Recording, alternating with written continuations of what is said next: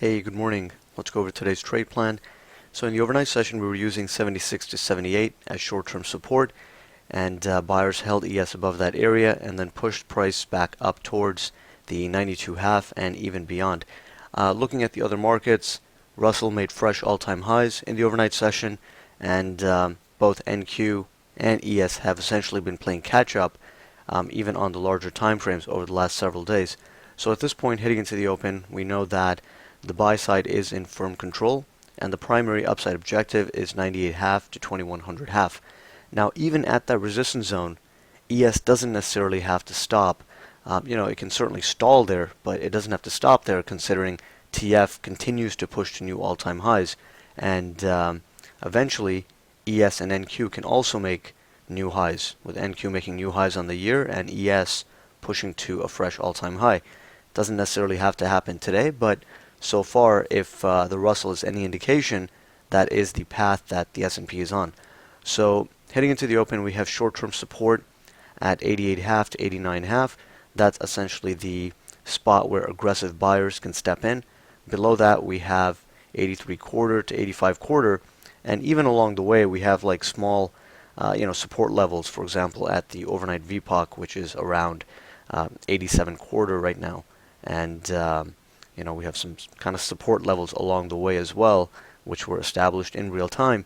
And given the directional conviction that we're seeing in the market at the moment, a pullback down to even 87 or 88 could actually end up halting the downside and result in a reversal back up towards 98.5 to 2100.5. I think the challenge for today is that a large part of the move has already taken place, and 98.5 to 2100.5 is the main target at this point. So it's not too far away, and I think that makes it a bit difficult to hop on board, which at these higher prices, just because it seems a bit late. Now keep in mind the upside is not limited to 2100.5, so we could technically go and test these upper zones at 0275, 0375. And even the gap fill at 06.5 and the 0709 resistance zone. But in the short term, we still have to find a short-term micro pattern where the S&P allows us to get on board with a modest stop size, 2 or 3 points. So I think that's really going to be a challenge today, is that all the move, or a big chunk of the move, has already happened while we're heading into the open. At the same time, it's also options expiration, quadruple witching, futures expiration, and sometimes that can add a bit of choppiness to the market. Not necessarily all the time, but it can certainly have an impact on the character of price movement. So that's the other reason to just be a bit cautious. And if you're not getting at least relatively speaking good trade location, then it's probably better just to skip that trade, because if you're not getting good risk reward and you're not finding a good spot to get on board, then it's not really worthwhile.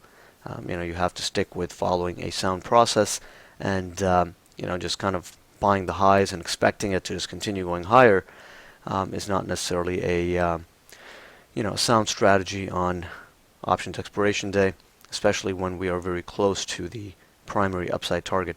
So any pullbacks, we will look for long setups. 88.5 to 89.5, good spot. Even a bit lower, like I said, if we test the VWAP, VPOCs, a real-time support level, that could work. Primary support is 83.25 to 85.25, and given the directional conviction we've seen in the market, at this point we don't want to see a really deep pullback. So this 83.25 to 85.25 is very key, because given how strong the market has been overnight, and especially considering that the Russell continues to push to new highs, we should not really see much of a pullback. That 87 or 88.5 to 89.5 area should be it if we're going to go up and test 98.5 to 2100.5, and potentially even beyond. So at this point, the directional bias is very clear. Buy side in control. That means we're going to be cautious on the short side, a bit more aggressive on the long side, and overall just try to find some good spots to get on board. But we're not necessarily looking to chase the market higher here, and we have to accept that yes, it could just go higher from here, right? But when you look at it on the larger time frames, or just think of it in terms of long-term probabilities and long-term process, just buying the highs and expecting it to go higher is not, like I said, a sound strategy. So we are going to look for a pullback or a real-time pattern to get on board. So if it's an open drive but it's too close to resistance and we think there's going to be a pullback, then that means be patient and wait.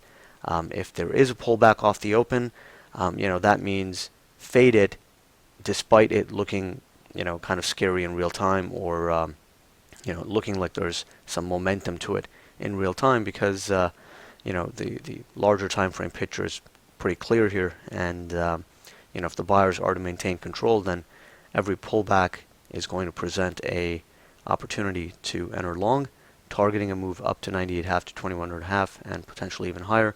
And on the downside, we really don't want to see this thing break below 83.25 to 85.25 at this point. That would be a red flag for buyers, because majority of the gains from the overnight session would be wiped out at that point. It doesn't mean that the market has to go necessarily, very bearish from there, but it certainly takes away from the, upside potential, at least in the short run. But until that happens, the focus will be on the long side, targeting continuation to some higher prices.